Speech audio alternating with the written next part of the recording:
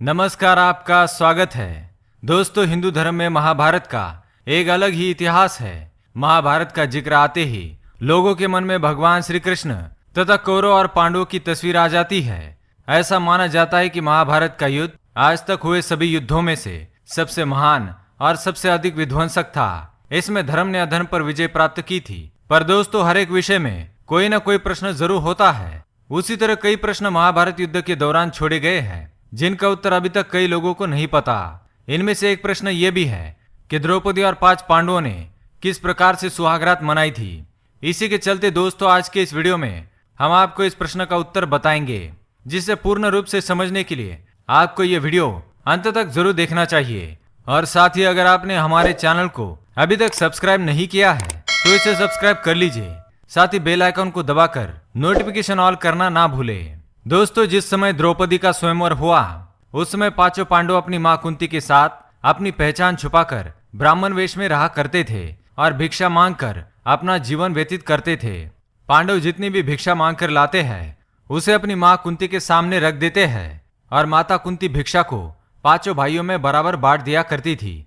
इसी प्रकार जिस दिन अर्जुन द्रौपदी को लेकर घर पर आए तो उन्होंने दरवाजे से ही मां कुंती को कहा, देखो मां, आज हम आपके लिए क्या लेकर आए हैं। लेकिन मां कुंती घर के कामों में व्यस्त होने के कारण उन्होंने अपने पुत्रों को यह आदेश दिया कि जो भी चीज तुम लाए हो 5 भाई आपस में बांट लो।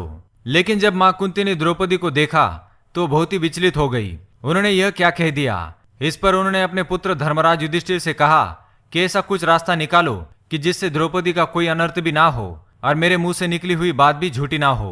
लेकिन धर्मराज इस पर हल नहीं निकाल पाए। वही इस बात से द्रौपदी के पिता राजा ध्रुपद बहुत ही अधिक परेशान हो गए। इस पर महर्षि व्यास ने उन्हें बताया कि द्रौपदी को उसके पूर्व जन्म में भगवान शंकर ने 5 पति होने का वरदान दिया था। महर्षि व्यास के समझाने पर राजा ध्रुपद अपनी बेटी द्रौपदी का 5 पांडवों के साथ विवाह करने के लिए राजी हो गए।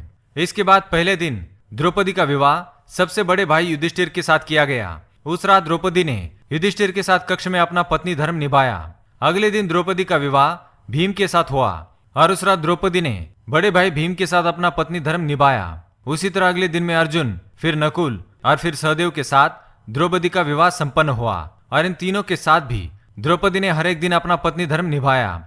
लेकिन दोस्तों, सोचने वाली बात यह है कि पति के साथ पत्नी धर्म निभाने के बाद उसने अपने दूसरे पतियों के साथ अपना पत्नी धर्म कैसे निभाया होगा। तो इसी के चलते हम आपको बता दें कि द्रौपदी को यह वरदान मिला था कि वह प्रतिदिन कन्या भाव यानी कि कौमार्य को प्राप्त कर लेगी। इसलिए द्रौपदी अपने 5 भाइयों को कन्या भाव में ही प्राप्त हुई थी।